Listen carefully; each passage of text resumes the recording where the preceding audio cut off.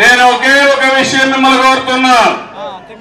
ఇప్పుడే ఆనంద్ రెడ్డి గారు చెప్పారు, వస్తామంటే నాకే ఎంత ఆనందంగా ఉందంటే 30 రకాల కూరగాయలతో, ఇక్కడ పండిన కూరగాయలతో నాకు బ్రహ్మాండమైన హారం తయారు చేసేశారు.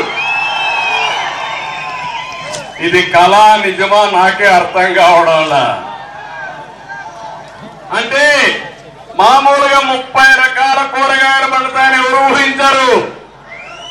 అది కూడా ఒక పెద్ద హారం తయారు చేస్తారని ఓకే అందలేదు.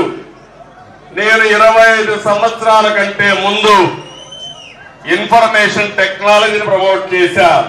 జ్ఞాపకం ఉందా తమ్ముళ్ళని అడుగుతున్నా మిమ్మల్ని అందరినీ. అప్పుడే నేను హైటెక్ ఇన్ అగ్రికల్చర్, వ్యవసాయంలో హైటెక్ కూడా తీసుకొచ్చిన ఘనత తెలుగుదేశం పార్టీకే దక్కింది. దాని ఫలితమే 30 రకాల కూరగాయలు ఈ రోజు రామకుప్పంలో పండుతున్నాయి.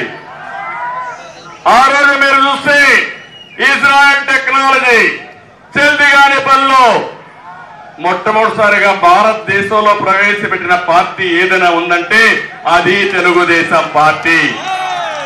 అది తెలుగుదేశం పార్టీకి ఉండే విజన్ అది.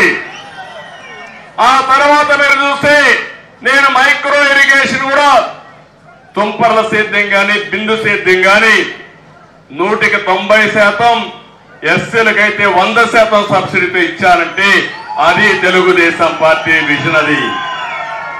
ఎందుకంటే మైక్రో ఇరిగేషన్ వల్ల 1 ఎకరాకు వాడే నీళ్లు పొదుపుగా 3 ఎకరాలకు ఉపయోగించుకోవచ్చు. దిగుబడి పెరుగుతుంది, మీ ఆదాయం పెరుగుతుంది, నాణ్యమైన క్వాలిటీ అంతా కూడా వచ్చే అవకాశం ఉంటుందనే ఉద్దేశంతో దీనికి కూడా ప్రాధాన్యత ఇచ్చాను. నేను ఒకటే మిమ్మల్ని కోరుతున్నా, ఈ నియోజకవర్గంలో నీటి ఎద్దడి లేకుండా చేయాలనుకున్నాను.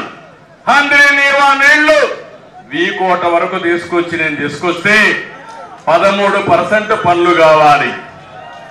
దుర్మార్గమైన పాలన చేయలా పని చేయకుండా మీరమేషాలు లెక్కేశారు. ఈ రోజు నేను వస్తున్నానంటే ప్రొక్లైన్లు పెట్టి కలబెడుతున్నారు. కాలువలో కలబెడితే ఏం జరుగుతుందని అడుగుతున్నా. అంటే